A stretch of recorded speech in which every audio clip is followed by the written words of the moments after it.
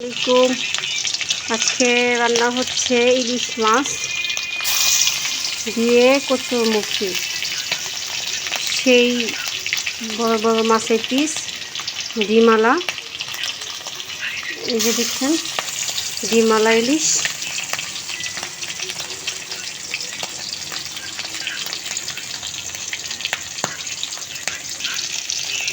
এই যে মাছটা একটু হালকা ভেজে নেব। কি ঘেরান পদ্মার ইলিশ। ধনে রাখছি।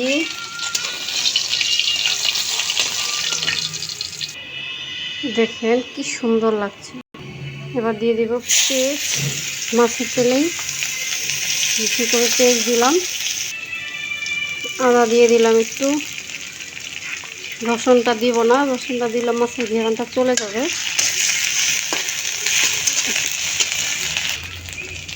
একটু মরিচের গুঁড়া দিব। আমি মরিচের গুঁড়াটাই যেহেতু বেশি খাই, ঠিক আছে। বেশি মশলা দিলে মাছের ঘেরানটা চলে যাবে। ইলিশ মাছের যে একটা ঘেরান, সেটা যদি আপনি বেশি মশলা দেন তাহলে ওটা কমে যায়। তার জন্য আর কি হলুদের গুঁড়াটা দিব 1 চামচ।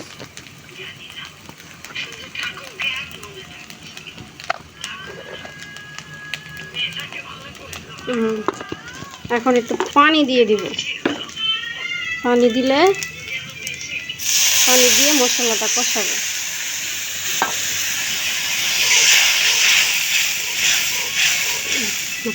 এখন আমরা কচুরমুখিটা দিয়ে দিব, ধুয়ে রাখা সুন্দর করে। কচুরমুখি দিয়ে ইলিশ মাছের কি মজা লাগে। তারপরে দিয়ে একটা কাঁচামরিচ দিয়ে দিব পরে। টমেটোটাও পরে দিব, কেননা এখন দিলে টমেটোটা গলে যাবে। টমেটো রেখে দিছি। আগে এটা কষিয়ে হাফ সিদ্ধ যখন হবে তখন টমেটোটা দেব। আর ইলিশ মাছ রান্না করলে বেশি মশলা দেওয়া যাবে না, তাহলে ঘেরান চলে যায় ইলিশ মাছে। ইলিশ মাছ নুন হলুদি মানায়, ঠিক আছে। নুন হলুদি ইলিশ মাছের স্বাদ।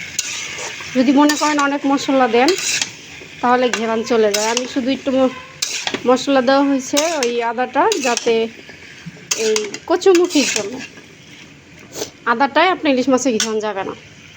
এই যে দেখো, এখন ঝোল ঝোল হচ্ছে। এখন ইলিশ মাছটা দিয়ে দিব। এই ঘেরানটা কচুরমুখির সাথে চলে যাবে, ঠিক আছে।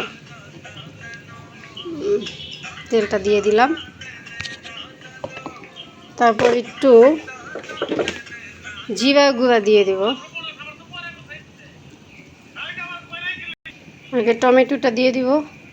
ও না, আগে একটু কাঁচামরিচ, যে আমি বেশি কাঁচামরিচ দেবো না, 4টা কাঁচামরিচ দিলাম। এবার টমেটোগুলো দিয়ে দিব।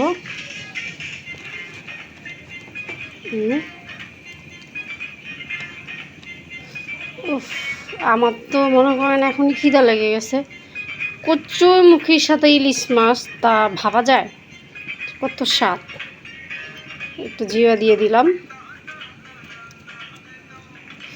ওকে, কেমন হয়েছে বইলো, তোমরা একটু ট্রাই করো, খুব মজা হবে অবশ্যই।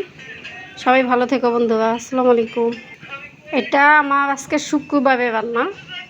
সবাই কাছে কিন্তু জুমা মোবারক। সবাই ভালো থেকো।